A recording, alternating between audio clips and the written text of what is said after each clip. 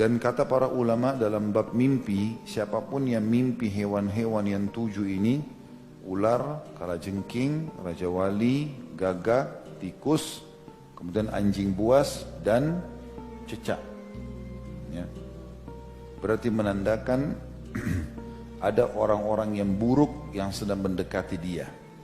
Seperti disebutkan oleh Ibnu Sirin rahimahullah, orang mimpi digigit tikus atau didekati tikus atau kalajengking atau ular. Ini berarti ada penjahat atau orang-orang fasik, lawan jenis yang buruk yang mau mendekati dia. Termasuk kalau orang istikharah, minta petunjuk kalau dia mau menikah lalu dia mimpi salah satu hewan ini, berarti yang jadi calonnya kemungkinan punya makna ke sana. Ini dijelaskan oleh Ibnu Sirin rahimahullah dalam Ta'wil Mimpi atau masalah ta'wil mimpi, karena hewan-hewannya disuruh bunuh. Ya, disuruh bunuh. Seringkali juga orang kalau kena sihir, mimpinya pasti salah satu dari 7 hewan ini. Dia mimpi kalajengking kah, dia mimpi ular kah, dan seterusnya. Hadis 601 menyebutkan tentang hewan-hewan yang boleh dibunuh, baik sedang ihram atau tidak sedang ihram, baik di wilayah haram atau di wilayah halal. Wilayah haram kayak Mekah sama Madinah. Selain daripada itu dikenal dengan wilayah halal. Haram artinya dimuliakan. Makanya kita katakan Mekah dan Madinah haramain. Dikatakan dalam hadis ini dari Aisyah radhiyallahu anha, beliau berkata, Rasulullah sallallahu alaihi wasallam bersabda, "Khamsun minad dawabi kulluhunna fawasiq yuqtalna fil hilli wal haram, al-aqrabu wal hida'a wal ghurabu wal fa'ra wal kalbul aqur." Hadis ini tentu diriwayatkan Imam Bukhari di jilid 3 halaman 17, Imam Muslim jilid 2 halaman 857. Ada 5 binatang yang semuanya fasik. Fasik artinya mengganggu, buruk.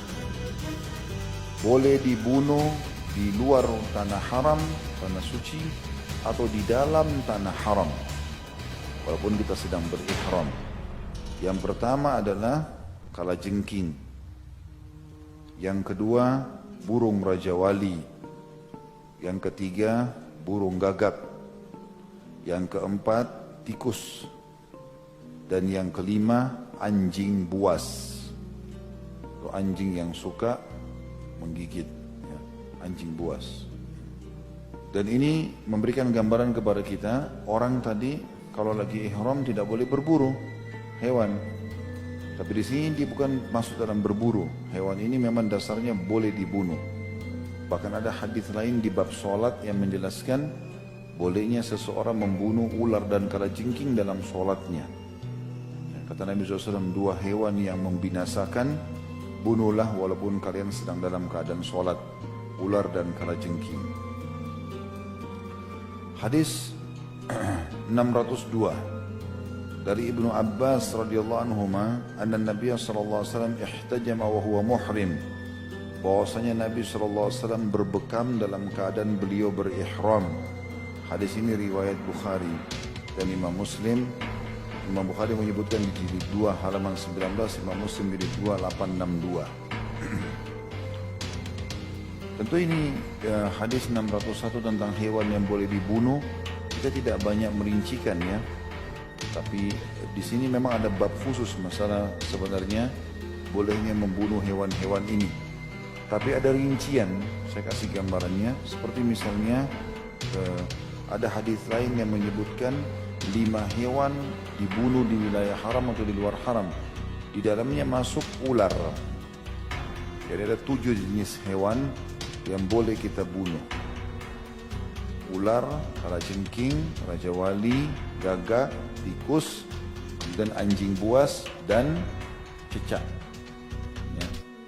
Kenapa Allah suruh bunuh? Allahu a'lam. Ada hikmah, nggak ada hikmah, tetap kita jalankan. Kenapa Allah haramkan babi? Ada hikmah, nggak hikmah, tetap kita haramkan. Orang beriman menerimanya. Kalau nanti ada hikmahnya, ya itu pertambahan saja. Karena nggak ada hikmah pun kita temukan, tetap saja kita tentunya mentaati Allah dan Rasulnya alaihi salatu wassalam. Khusus masalah dari 7 jenis hewan ini, ular, ini ada hukum tersendiri lagi kalau seandainya kita melihat ular di rumah, bukan di tempat lain, di rumah, maka sunnah Nabi SAW untuk mengusirnya 3 kali. Katakan, keluarlah, 3 kali diusir. Karena kata Nabi SAW, kalau kalian temukan ular di rumah kalian, maka ingatkanlah 3 kali. Kalau dia jelmahan jin, dia akan pergi. Dan kalau dia tidak bergerak, tidak pergi, berarti dia ular biasa, bunuhlah dia.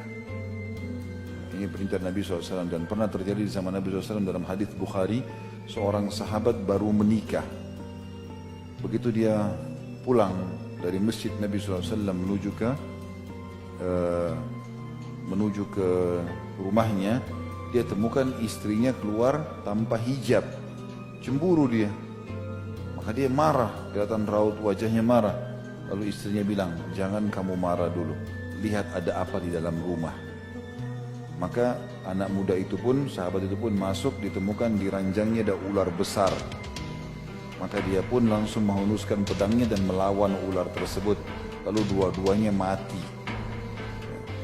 Kata Nabi SAW, entah siapa yang mati duluan di antara keduanya. Tapi kalau ada ular di rumah kalian, ingatkanlah 3 kali sebagaimana hadis yang sudah saya jelaskan tadi.